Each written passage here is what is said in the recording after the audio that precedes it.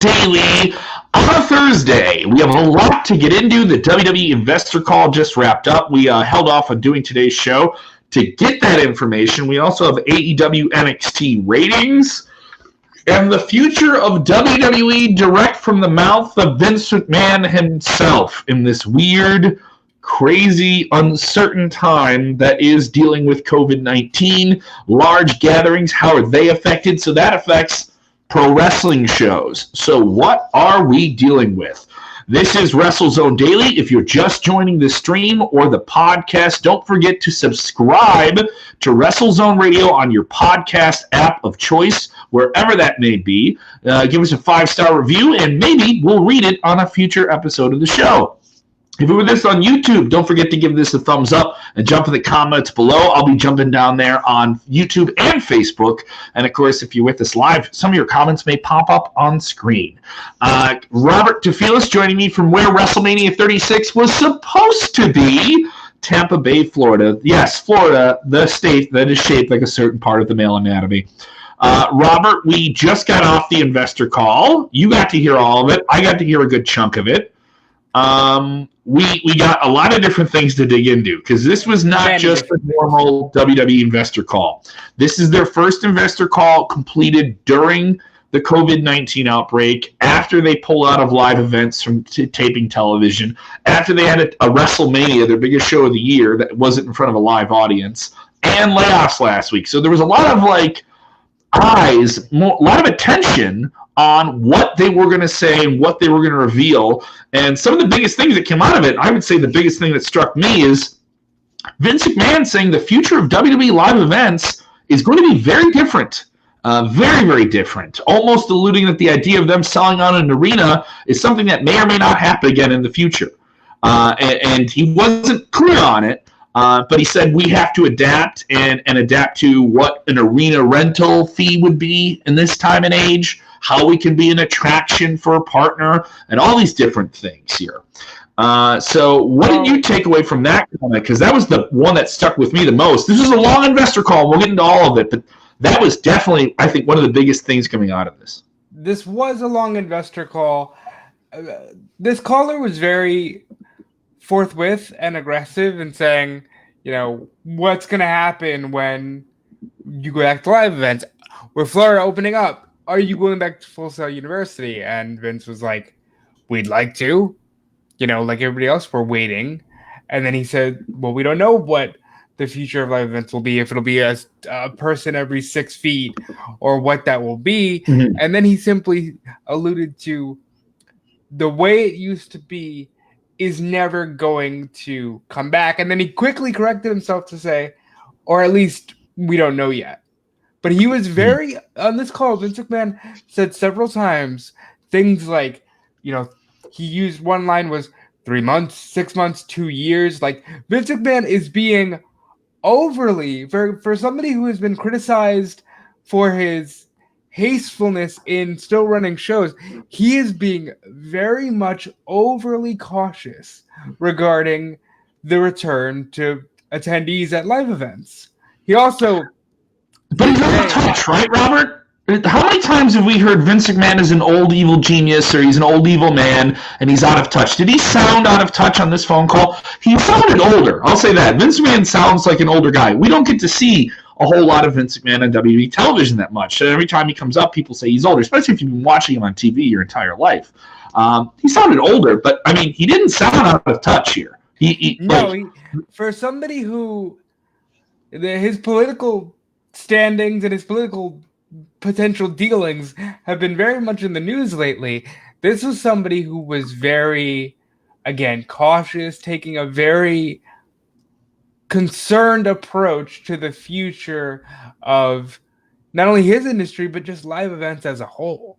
Mm-hmm. Now, I see a comment on screen here from Benjamin A. Jones that says, so we just have to be afraid of germs forever now, and there's a cursing emoji. And that is the other side of it. There are people that are itchy to get back out to live events. I think it's wonderfully refreshing to hear Vince McMahon be so apprehensive to talk about when live events will resume. Because good point there. I'm trying to bring my mic down. Hopefully this isn't too loud. You guys can hear me too loud. Let me know. So I do want to talk about this. It's a weird scenario with the video game. The WWE 2K20 video game got a lot of backlash this year. There were a lot of issues with it. This is the first year it didn't have the same developer. It was still put out by the same studio, but it didn't have the same development team that kind of pulled out at the last minute. And a lot of people thought that affected the 2K video game. It's one of the biggest products that WWE will put out every year outside of just the network and their shows, right? And we've been hearing for quite some time that there would not be a 2K21 video game. So and they said bluntly on this call, there is no budget for a 2K21 game. Right. Former WWE SmackDown vs. Raw Road to WrestleMania writer Justin Leeper had put out a video saying he's heard from his sources at 2K that there won't be a game this year. Now, again, another very forthwith caller was just like, all right, point blank, will there be a video game this year? Is it in the budget? Vince McMahon turned that question over to Frank Riddick, who very bluntly said, no, there will be no launch this year. Does that mean that they are not going to have a 2K game this year? Right now, we don't know. Justin Leeper, same person who put out the report, also said 2K is working on an arcade-style game. It won't be the simulation style that we're accustomed to. Will that be released this year? Will we see a game release now coinciding with WrestleMania season of next year? It's up in the air, but one thing we know is that Frank Riddick III, interim WWE CFO, has stated there will be no video game launch this year. So we can take what we can from that. But obviously, it's not to say that WWE isn't active in gaming. They are very active in mobile gaming. The Supercard game has been successful for them for a long, long time. There's a lot of people playing it, and they're still putting that out. So don't worry if you're in the gaming world and you like WWE, you're still going to get something. That was up 10% for them in terms of the revenue brought in by their multiple mobile games. I mean, there's something for everybody on the mobile platform. You've got Supercard, if you're into that. You've got Champions, which is kind of like a puzzler, like Candy Crush. There's Mayhem, which is sort of, a fast-paced arcade button mashy or I guess phone tappy style of game. There's plenty of room in the mobile space, but right now it's looking like no console launch, which will be the first time since 1997 that there is no video game released under the WWE/WWF banner. So that's history. I'm willing to bet that's a lot longer than most of the people watching or listening have been alive. Now you're making me feel old. I remember the old Warzone game when they came out on the PlayStation. We were losing our mind. That's right. All right, so getting into more of the investor call, and we will touch on AEW NXT ratings in the show. The curious comments of a two-night WrestleMania being a continued process in the future. And so a lot of different things in the world of wrestling. So if you're just joining us for the first time, get your comments on screen. And if you're with us live, tell us where you're watching from. If you're listening on the podcast side, tweet to us where you're listening from. Thank you to all the listeners that are now listening in Brazil. We have a spike of listeners in Brazil and India, so thank you guys so much for listening to the show. Other people feel old reading that comment there as well about the old video games. Nesha Kirsch texting and saying, laughing my ass off, I'm 40. I'm not far behind you there, Nesh. Not far behind you at all. Coming out of this investor call, what were some other big takeaways? We did get to hear a little bit of Triple H on this, talking about the deep cleaning process that they're having at the Florida Performance Center with COVID-19. You're seeing this across the entire world of anyone who has a business right now. What do you think of Triple H?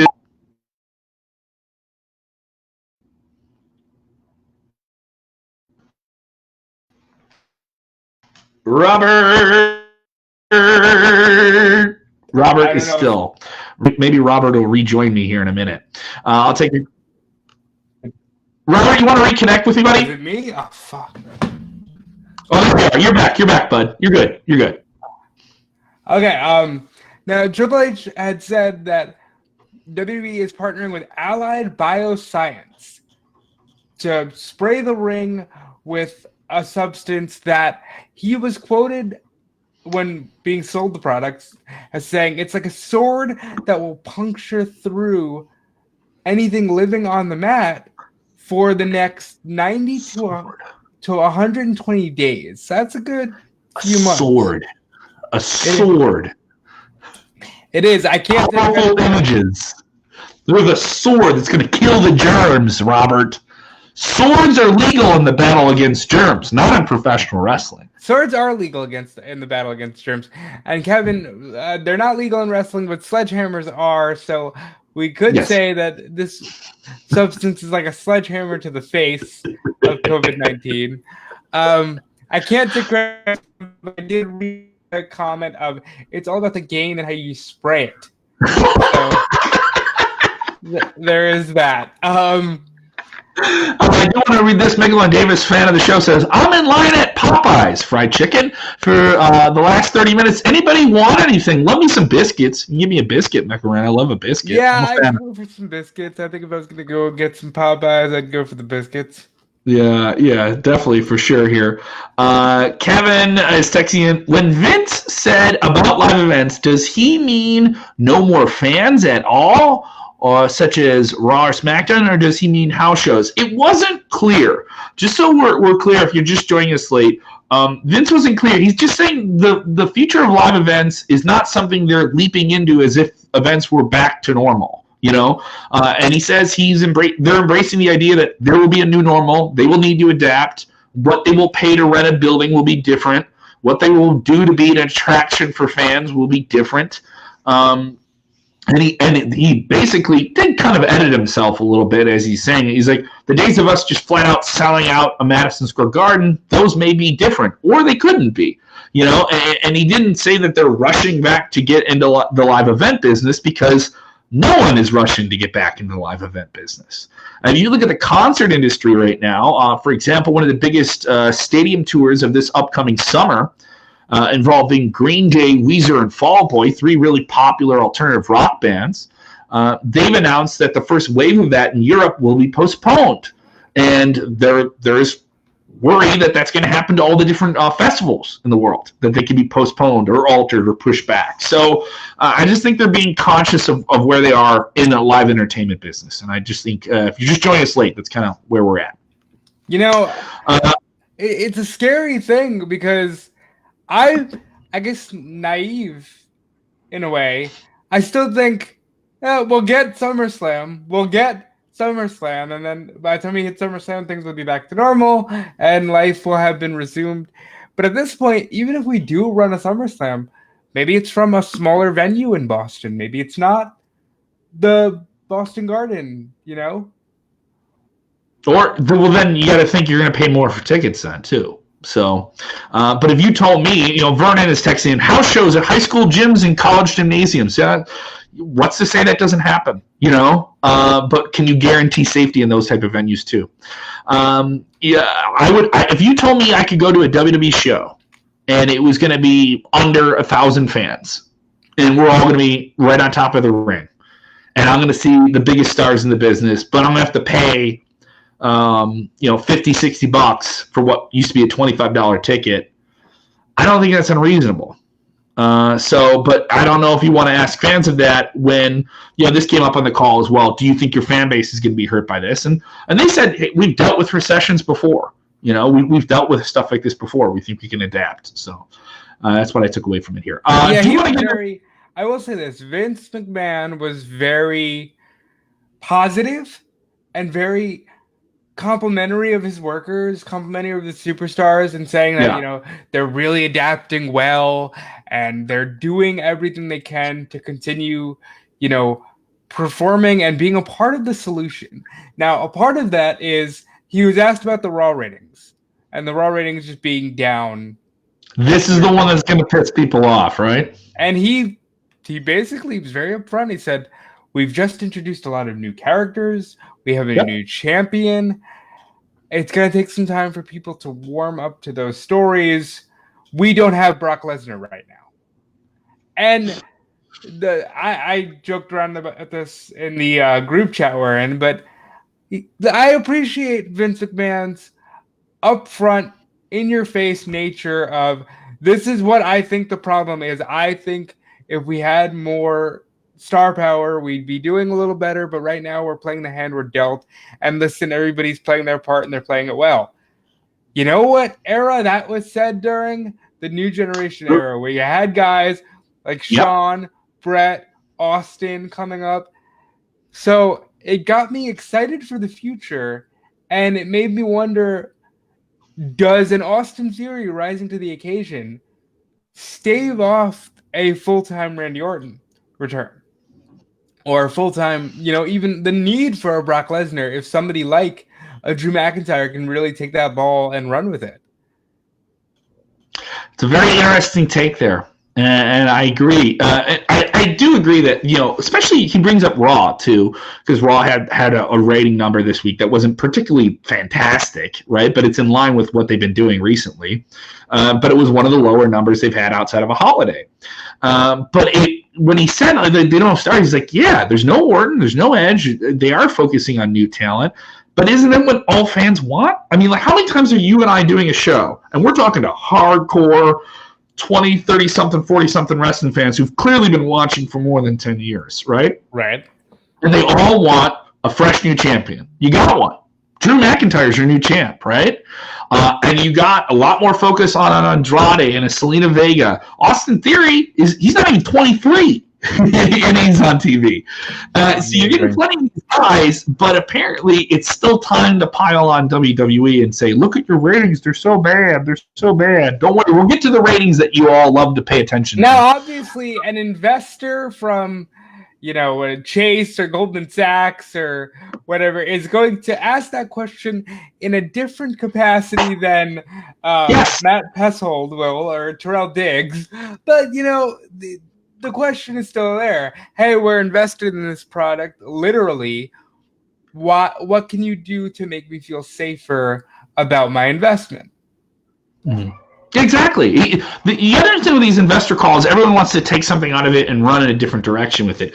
There was some, and for those that do love to get on WWE, there was some news out today from the Wrestling Observer newsletter with Dave Meltzer. More insight about the process of shutting down and filing for bankruptcy with the XFL, ran by Vince McMahon. A lot of stuff there, as Oliver Luck, the commissioner of the league, suing Vince for $20 million, money owed on his contract. The dealings of that are all out there. We have that full story up at WrestleZone.com as well.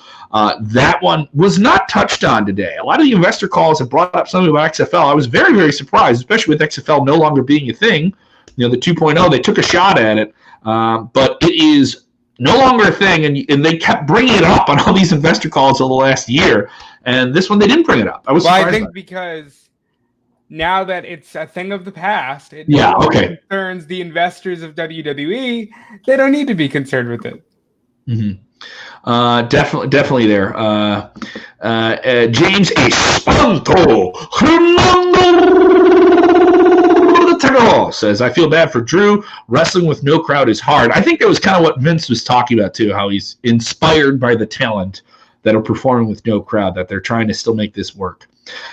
So definitely a lot of different takes here. Overall, is the sentiment out of this investor call better than you think? Because, I mean, this is the quarter of business they're talking about where they had a big profitable Saudi Arabia show, right? Mm-hmm. They had WrestleMania, which didn't have live fans. They lost $17 million estimated on not having that event live with merchandise.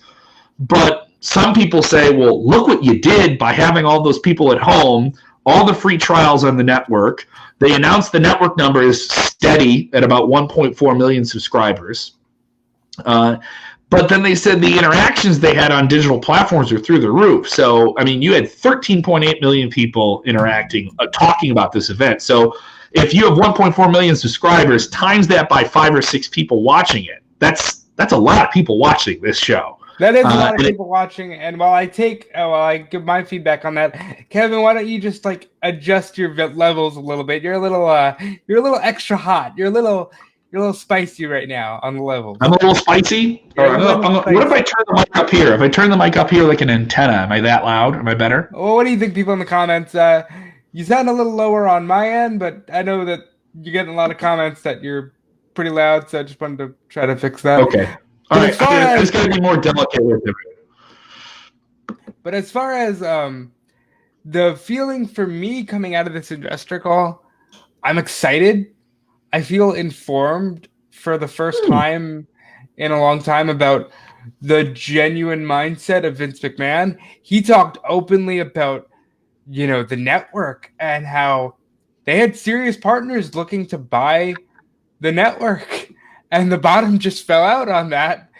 And, who knows what will happen next. I really enjoyed that peek into the mindset of Vince McMahon without it being like, the Mr. McMahon character that we ascribe to the Vince person.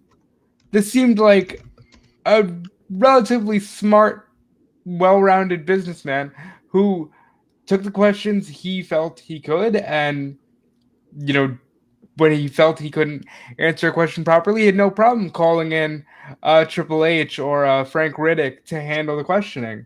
As far as a comment here that says, I want more cinematic matches during the shutdown, Vince McMahon did comment on that. He said, yes, they will be doing more personality profiles and mini movies moving forward. So we make movies, pal. I got Beyond the Mat.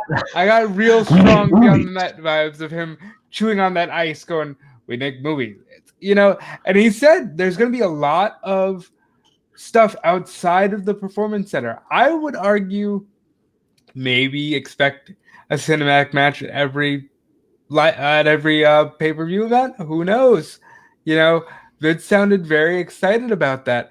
Vince was also blunt and forthwith about if Florida has to shut down because, things got into a regression, there are plenty of other states that will have us and want us. So there's that. You know what? I think when you talk about that, because there is this kind of like beating of the chest now by governors, as at least in the United States. For our international viewers, if you don't know how United States is handling the COVID-19 outbreak, I would say, depending on where you are, it's varied. So it's varied at best. For the most part, pretty bad. We've lost too many people to it, and there's way too many people out of work because of it, and there's way too many people trying to force it to be done when it's not done just yet. And we don't have a vaccine, and so that's an issue anywhere. Right. But the idea that state to state it could be different, that's WWE playing the game, just like they did in Florida. There are other states that would want this. For a period in the 70s into the 80s, WWE would do live events, and live events were the core of their business. It was before they were a global powerhouse in the Northeast. But their main spot for filming television was Allentown, Pennsylvania. And they would film in one spot and do big group tapings. WWE's adjusted as much as they can under these circumstances. We were back to live shows. Now we're going to go back into tape TV, depending on how much talent we can get in the building, how talent feels about it. So adaptability is the word, and I feel WWE's trying to do as much as they can. So a lot of different takes here on different things here. Some people thinking WWE is going to reopen in June for sure. Hey guys, I wouldn't think about that. What I take from this call: how do you feel about SummerSlam? How do you feel about Survivor Series? How do you feel about big live events going into the rest of the year? I don't feel strong about SummerSlam. I would hope that by Survivor Series we have a hold on what we can and cannot do. I don't know. Remember, just because, like, I know Nesha Kirsch here saying they're on stay at home till Monday in Mississippi. Georgia's gonna open up on Monday to a degree. Florida's trying to do that. That doesn't mean that we can just do mass gatherings again. That doesn't mean that a corporate entity would want to take on the responsibility of doing a mass gathering again. Don't stop dumb people for wanting to do dumb things, Robert. That's what I'm saying. You cannot stop. If you see a huge line outside of McDonald's, that doesn't mean that the NBA wants the responsibility of saying we let fans into a venue, or that WWE wants that responsibility, or the NFL, or anything. You can't stop dumb people from doing dumb things, but you can stop corporate entities by allowing them to do it by putting a serious financial crisis at risk. Yeah.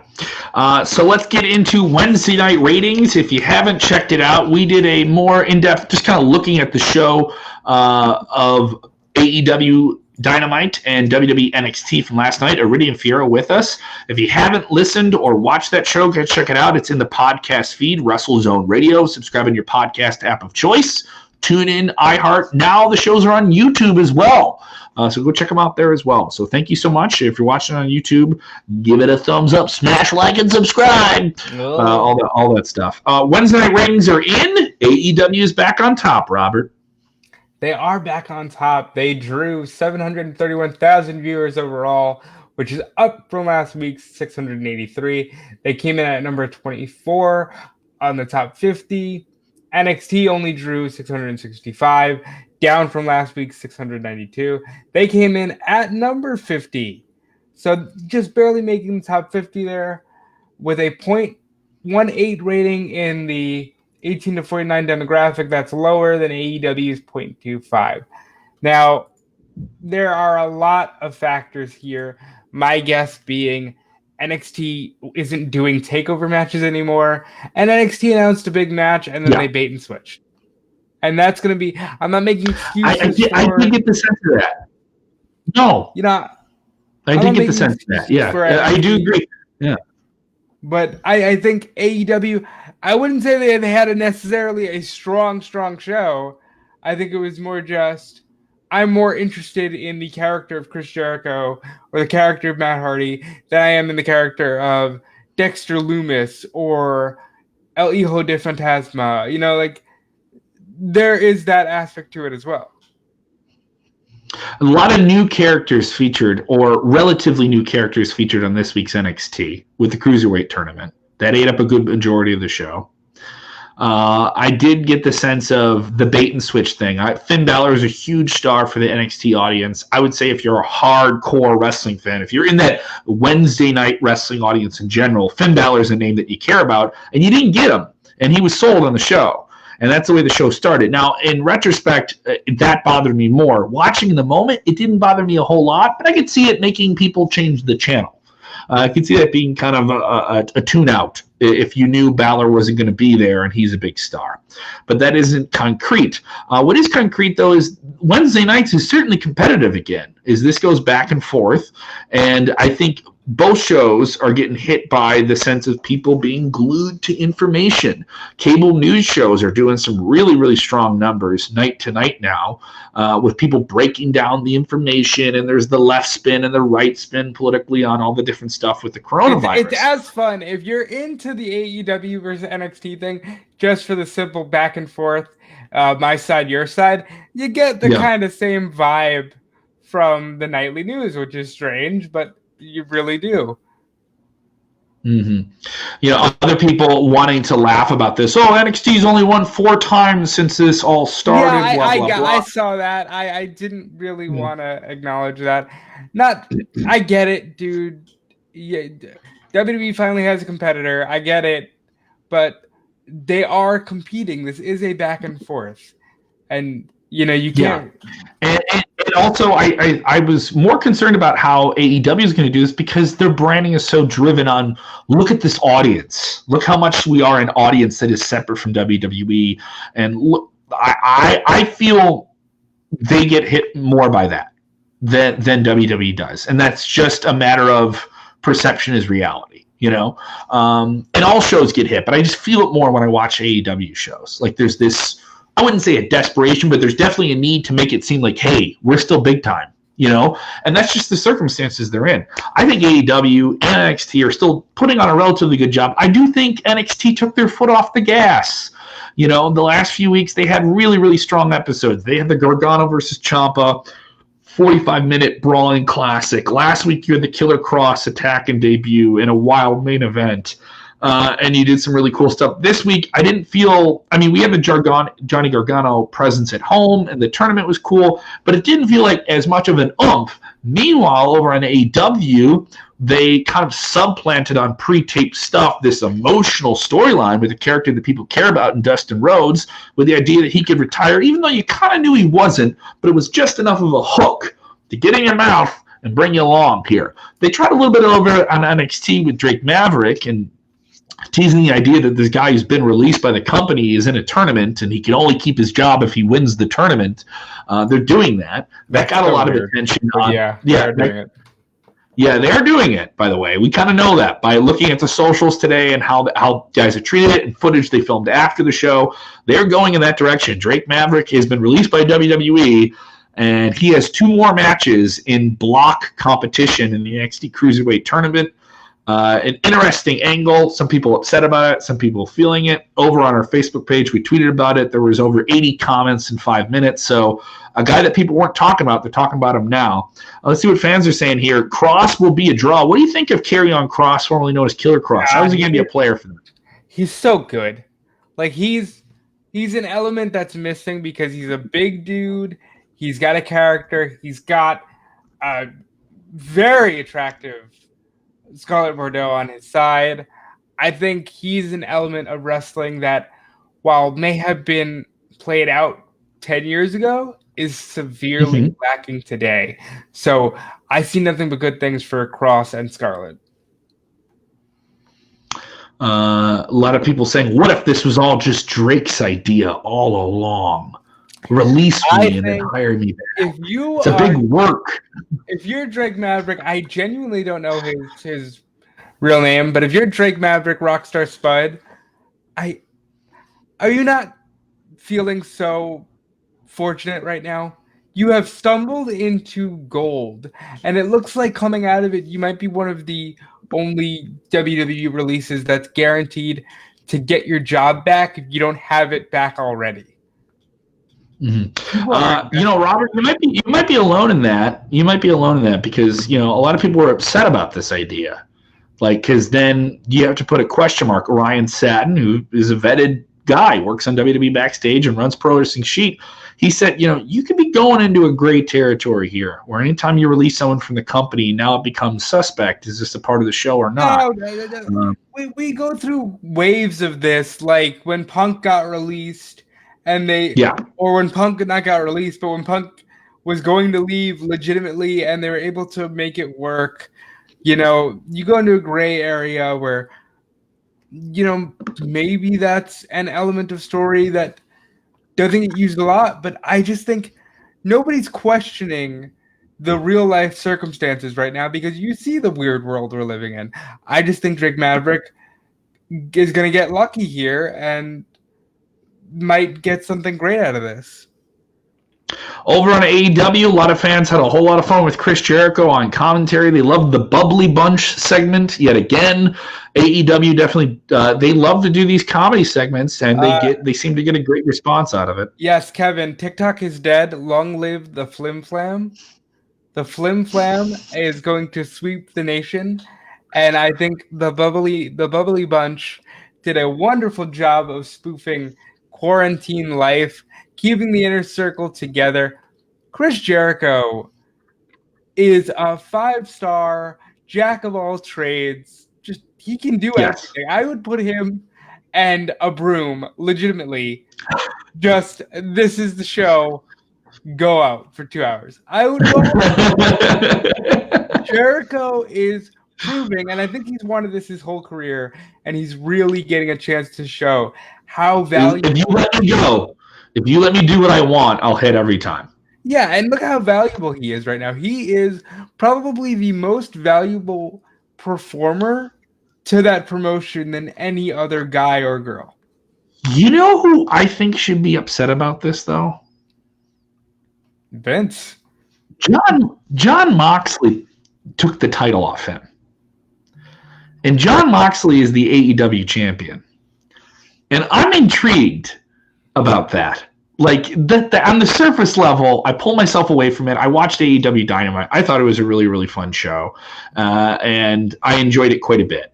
And I thought Jericho was the star of the show, and he didn't even get in the ring. And do you think sometimes that maybe his star power kind of overpowers some things? Like, you have a lot of other talented people in the show, but in these uncertain times, kind of leaning on a really talented guy who, if we just let him go and do whatever he wants on commentary, that he could fill all those gaps that we might not have with the crowd. Because I feel the no fan presence more when I watch AEW, but the way a personality like him can kind of cover the difference is interesting to me. Yeah, it's interesting that you bring up Moxley. I don't know if Moxley's feeling it, because Moxley doesn't live in a state like Florida where you can maybe make the easy trek down to Georgia, or maybe they're taping in Florida.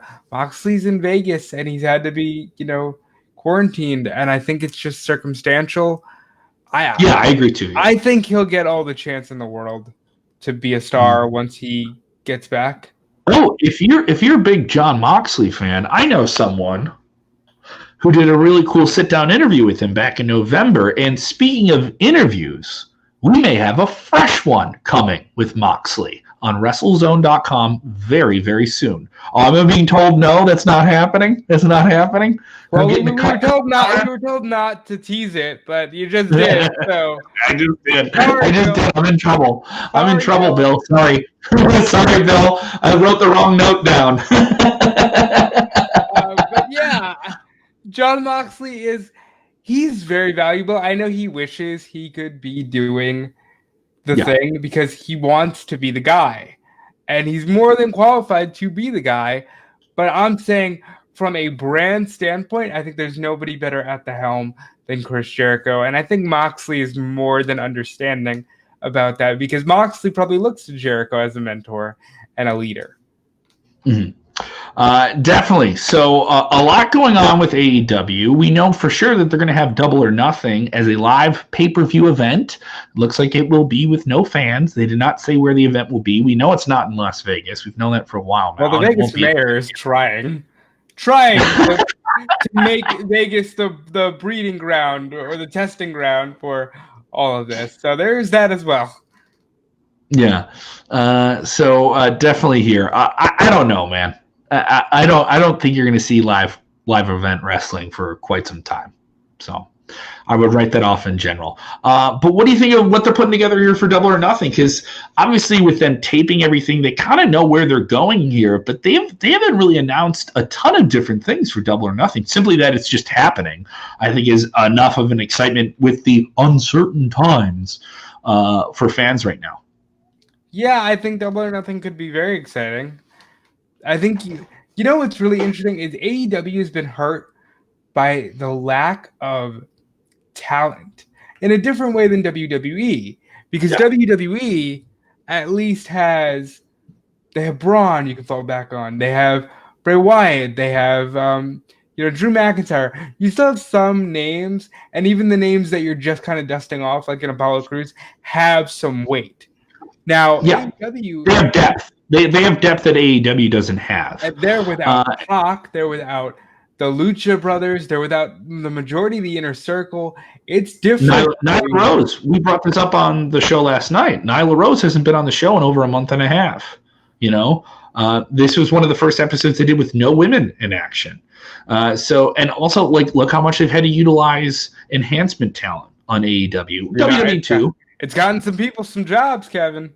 Preston Vance, now an official member of the Dark Order. I can't see Suge D, Pineapple Pete, not getting a full-time gig after this. Mm-hmm. It's working out for people. Yeah, other people bringing this up. We're about a month away from Double or Nothing, the next big pay-per-view coming up for them, no longer happening in Las Vegas. Kyle Pribula with this question. Would you pay for Double or Nothing? That's an empty crowd. Now, WWE Network is where you get most of your WWE pay-per-views. You're going to get Money in the Bank, them scaling a building to get a ladder match, some wild different things here. But this show is going to be on BR Live and traditional pay-per-view subscribers. Do you think the number gets hit? We're a month out here from the show. We don't know what we're getting on it exactly yet. We know we're going to get the TNT title tournament final, right?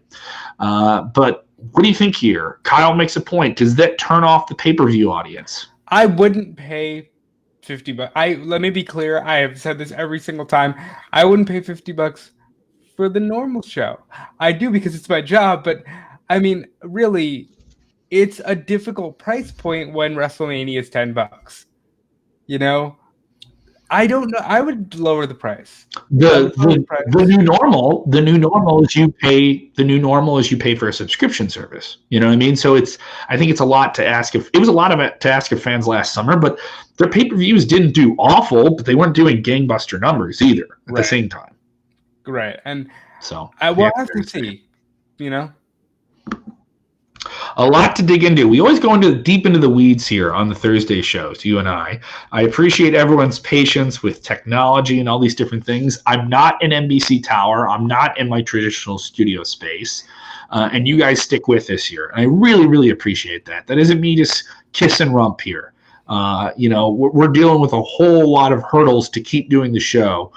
We were doing the show in two different parts of the country to begin with here, but we've had a lot of great people support us here. I'm sorry about the mix-up on the notes there. Back to the WrestleZone team here.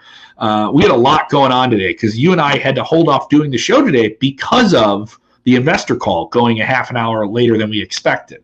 Correct. So we had that, and then we had ratings, and then we had this, and then I can mention this. If you're a fan of alternative music and you know the band 21 Pilots, they were doing a live stream with us, with the radio station I work for, 101 WKQX, during the investor call. So the biggest alternative band in the world is doing a chit-chat with us from quarantine. So it's been a very, very busy and challenging afternoon. So trying to keep track of everything. The cool thing about digital is you're still getting content from WKQX and from WWE, and digital has really allowed us to still kind of live a version of normal that isn't that far off from what we're used to. Yeah. I want to know I want to know this just from talking to the fans. Do you guys feel less connected to wrestling because there isn't an audience there? I mean, there's definitely a human element that just isn't there. And I'm saying in general. I'm saying wherever you're watching it, whether it's an indie, whether it's a blog or something like that, because I think wrestling was sort of set up for this for a while to survive because it's so digitally driven now. It's so social media driven. You know, you and I couldn't do this show if it wasn't like that. You know, we've had a lot of people join the show here for the first time, and we want to be as inclusive as we can, but I would love to know what people kind of think about that here. So definitely shoot off your questions now here in the final stage of the show. This is a good question. I did want to bring this up. Big Kid Robert, is the Time Warner, he said Time Warren, but Time Warner streaming service still going? Yes. So Time Warner is the media partner of AEW. They own TNT, and they also own HBO, which is a pretty big service, right? And they are launching their own over-the-top digital subscription service, similar to Netflix, similar to Disney Plus, similar to the WWE Network. You pay some money, and you get some cool premium stuff. That is the direction now of a lot of streaming services, and maybe this is a good time to do that since people have a lot more time on their hands. They are launching it in May. There is no word of All Elite Wrestling having content on it, but I don't think it's far to speculate that when AEW announced they would have a new TV deal earlier this year, right at the beginning of the year, they announced the extension of their agreement through, I believe, about 2.5 more years through 2023, and that would include the addition of a second weekly show. Now, mind you, COVID-19 could change everything, and maybe that show isn't happening. We do have a show like that in AEW Dark, and executives have mentioned it would be something like that. But here you are. You have a platform like that. You can buy your pay-per-view for Double or Nothing through BR Live and pay the $50 a month, but could we see them move to the model of being on HBO Max, which is going to be this new subscription service? There's a possibility there. There's a there. Now, I would be very in favor of that. HBO Max is scheduled to launch 2 weeks to the day after Double or Nothing. It'd be a Saturday, May 27th. And it's going to have lots of original content. Big Bang Theory, the whole series, if you're a fan of that. South Park. It was supposed to launch with a Friends reunion. COVID-19 has squashed that. I think AEW moving on HBO Max, where it's only $15 a month instead of $50, Beautiful. I would very much be a fan Is of that. there? But is there a live streaming portal in it, or is it just all on demand stuff? I have no clue. I have. See, I don't would know about imagine that. But it's just a streaming or portal. or what's to say that you don't get episodes of Dynamite on there? You know, if you're somebody that just wants you're not watching Dynamite live. I know a lot of people say, "Oh, I want to watch WWE and NXT on the network," and it really aggravated me that they put it on television. I have to wait a day. You know, what's to say that I don't need to watch Double or Nothing live. I can get it 2 weeks later on HBO Max. You know, like there's something there. Oh, I can pay $50 for it on pay-per-view, or I can wait 2 weeks and get it for $15 a month, a part of the subscription service where I get everything else. I don't know if people would be comfortable waiting 2 weeks due to the impatient nature of professional wrestling fans, but I think that there's a lot of room for content for AEW on HBO Max. Russell texting in here. I love his photo of his profile of him smoking a cigar, trucking. that is just awesome. Speaking of Russell, I've seen a few comments in here. I'm sorry, Russell. I underestimated the ease of getting from Florida to Georgia. I apologize. But go ahead. Yeah, leave it to the guy who listens to our show while trucking that he wants to let us know about. Oh, no, you got to take this route. Russell, you know the roads. We don't.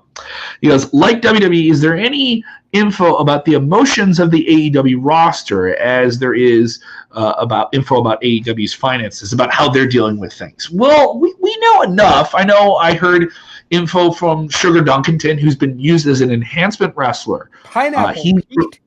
You heard from Pineapple Pete. He's been public about this, so this isn't like me knowing this privately. That he performed at the Daily Center shows a few weeks ago, and he said that they were very specific about testing your health when you came in, where you could dress, where you could shower, what part of the facility you were supposed to be in. You couldn't go near the performance area where they're performing until you were told to.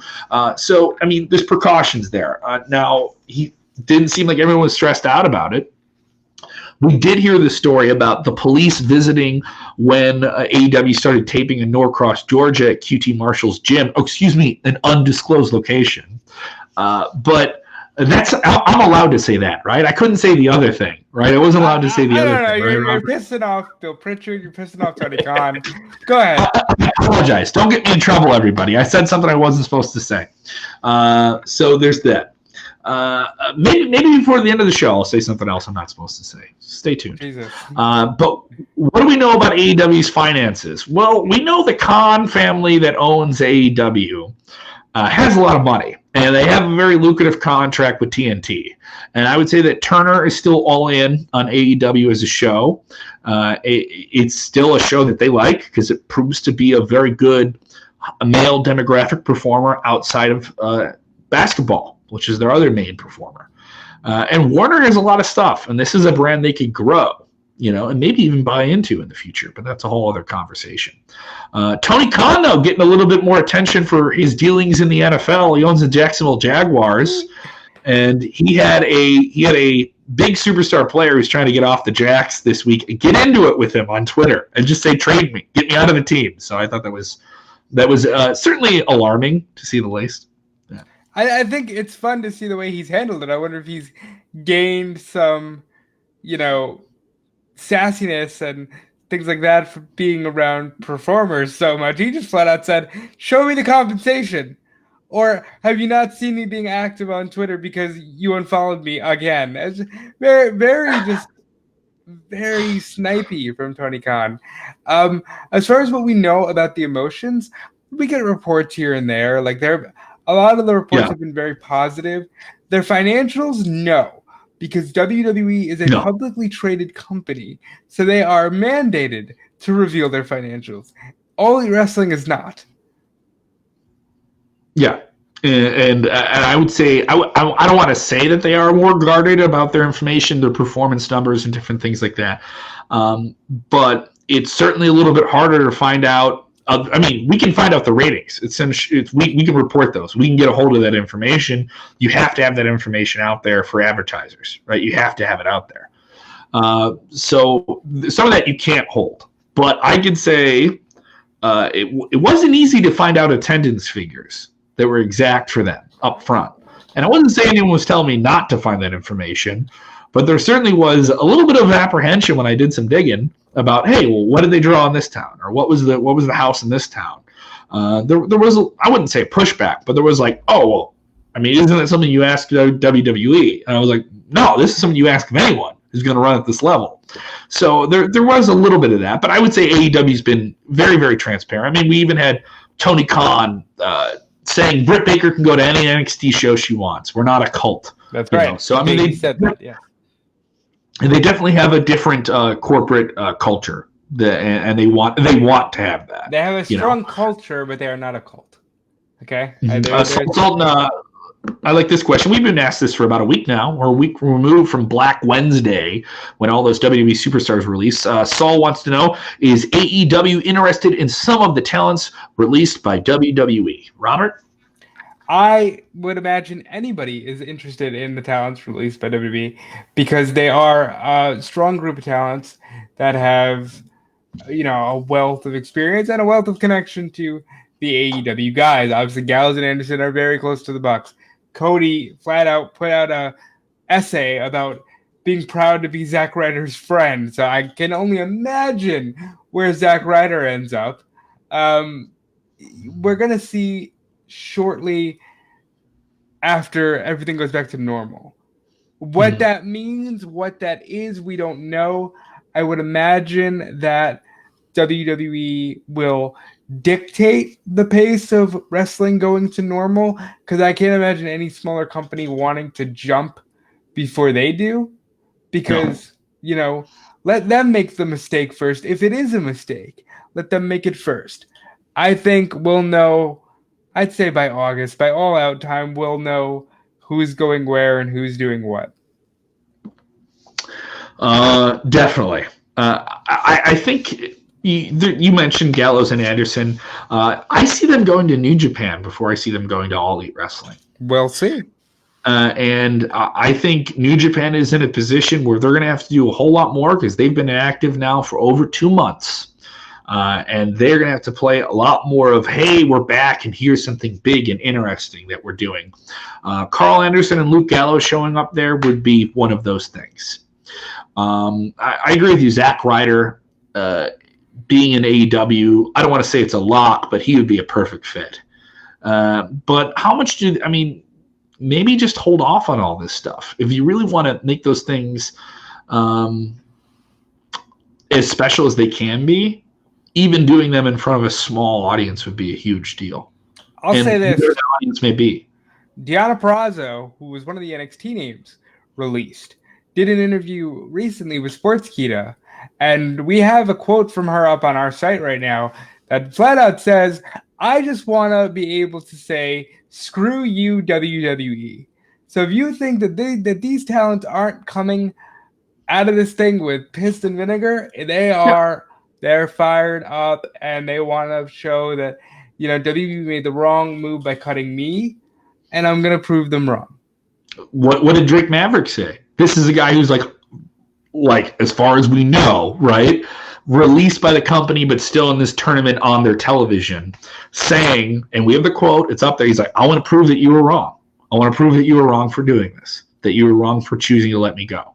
And I think anybody feels that type of impression here.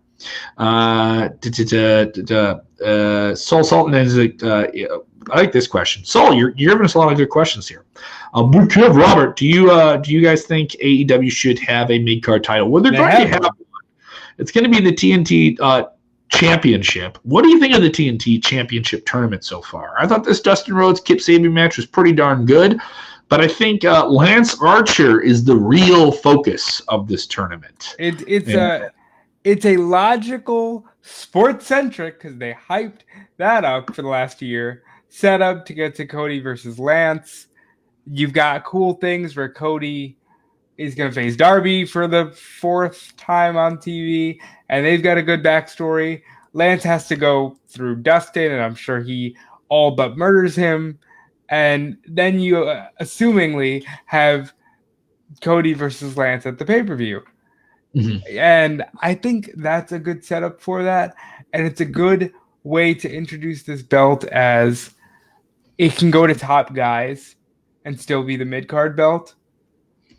But I wish that we had a full deck to play with, because imagine, a Pac being in this tournament, or a Pentagon Jr., or, Maxwell Jacob Friedman. Guys like that could have really been of use in this tournament, and I think it could have been a lot more fun.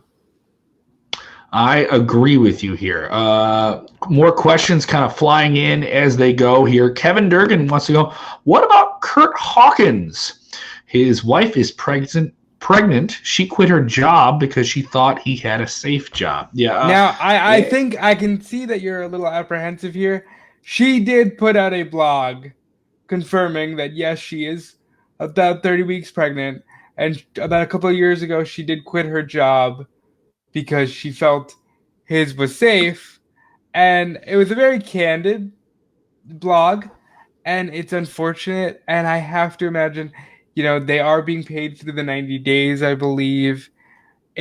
Nobody wants to lose their job. It's not just, Kurt Hawkins. It's not Zack Ryder. It's anybody. I wouldn't want anybody watching this stream to lose their job because of what's going on.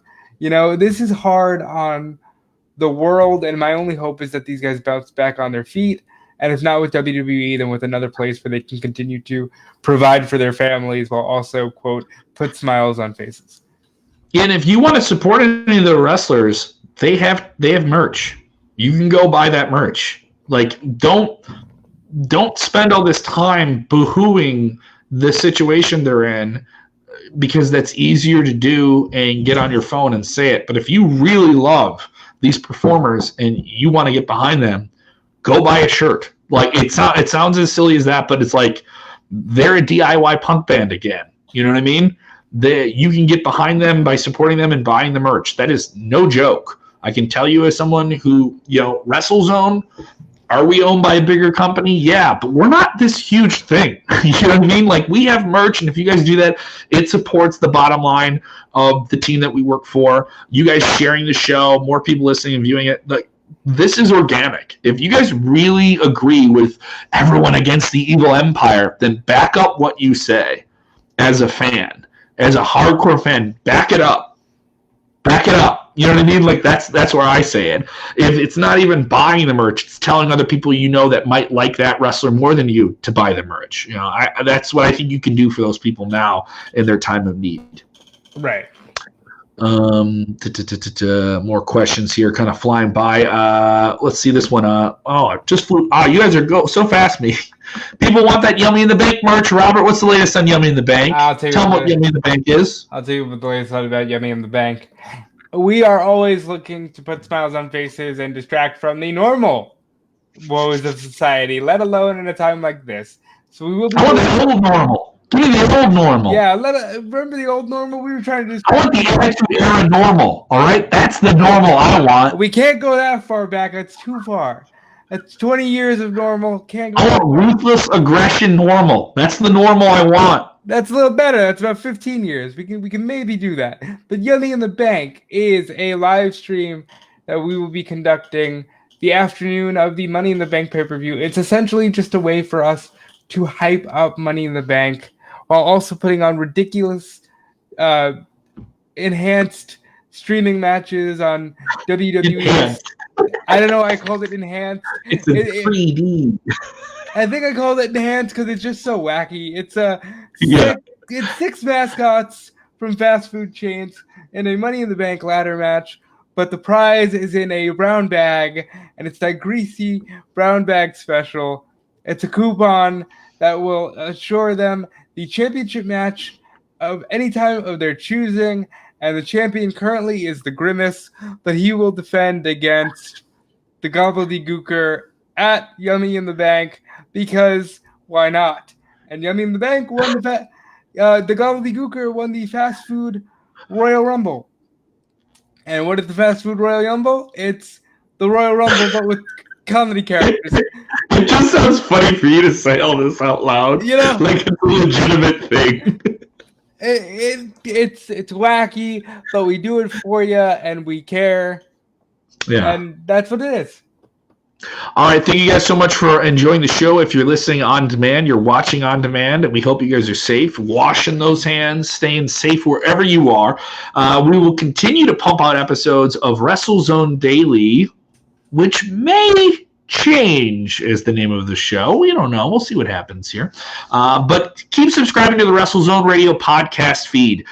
Great numbers for us there. We really appreciate it. Great numbers for us on Facebook as well. We're trying to chug along here. And thank you for supporting the show. I love this. Jay Skanowski saying, I prefer the attitude normal. He wants the old attitude era normal. He's right there with me. He wants that politically incorrect normal. We'll be back on Monday, following Monday at Raw. Listen, the politicians are politically incorrect. We're in a wild time. It's this normal is crazy.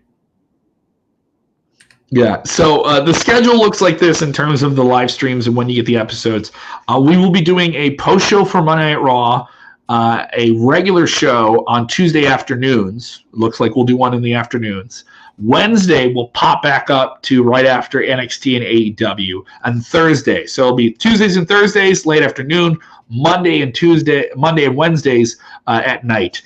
So thank you guys for sticking with this as the schedule has changed. I want to say how grateful I am to all the names that I see popping up here. For some people watching now and then, it's like, oh, they only got like 12 people watching the show. No, we have plenty of people watching the show. If you watch for 5 minutes, you watch. If you watch for an hour, God bless you. We appreciate it. If you listen for an hour, wherever you are, we got people trucking along the country, dealing with me yelling into a microphone. I'm very, very thankful of that. People want more watch-alongs, Robert. I did a watch-along of SmackDown last week. Maybe we should get you in on one this weekend. Maybe. And I have some ideas of that. But hit us up on Twitter at WrestleZone.com. Robert, what are you busy with? I'm busy with WrestleZone.com. I got a lot of content up. And, it's good time to be in the wrestling news world because, the bubble just never stops. And when I'm not here, I'm over at Fightful. It's the same thing, but different. And when I'm not over there, I'm over at Smart Out Moment, which is basically like me getting together with my buddies and goofing off and talking about wrestling. So go check out all those sites. Thank you for supporting me. Check me out on Twitter and Instagram at DudeFelice. And yeah.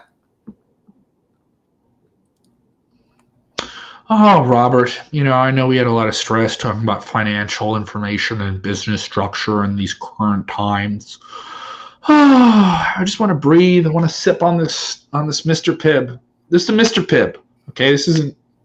Oh, this is beer. But whenever you're sipping, I want you to just take a deep breath, decompress, and remember, when you watch wrestling, what do you do, Robert? Enjoy wrestling. Robert? Enjoy wrestling. Come on, let's do a take two. I'm gonna do a real big send up here. I'm gonna toss you the emotional ball. And you're gonna dunk it. We're gonna do it right. We're gonna do it right this time. When you watch wrestling, you're not paying attention to the financials. You're not watching that bad news. You're sipping a Mr. Pibb or Coors Light. I don't know. Maybe you're saying something on a podcast you weren't supposed to say because you didn't keep track of the group chat. All right. Maybe you're like me, but no matter what, at the end of the day, you should just calm down. Turn on that wrestling. And what do you do when you watch wrestling? Enjoy wrestling. Still limited energy, dude.